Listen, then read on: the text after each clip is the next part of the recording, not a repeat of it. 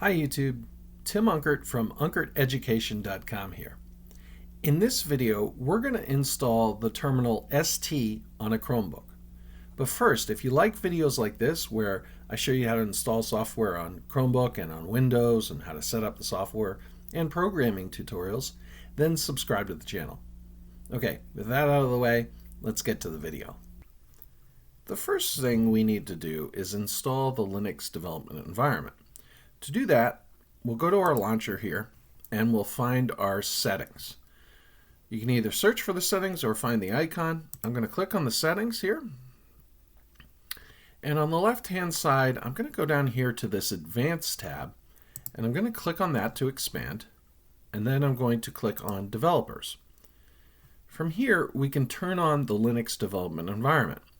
I'm going to click Turn On, and we have this wizard that will guide us through the setup. I'm going to click Next. It's going to give me a username based off my email. If you want to change that now. I don't think you can change that later on. The disk size can be changed later on.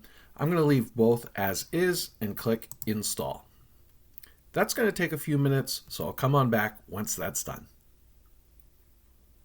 Okay, once Linux is installed, a terminal will pop up. I'm going to maximize this and increase the font size so you can see what I'm doing.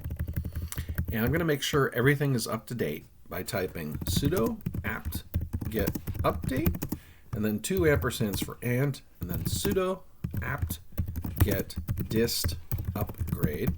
And I'm going to do a -y flag to answer yes to the additional space. I'll hit enter. This will take a few minutes, so I'll come on back once that's done. Okay. Once the Linux development environment is enabled and updated, we can install ST. To do that, I'm going to type sudo apt get install st-term and hit enter. Okay, that's going to go run and install. And now to open st-term, I'm just going to type in the command line st-term and hit enter. And here we go. Here is the ST terminal.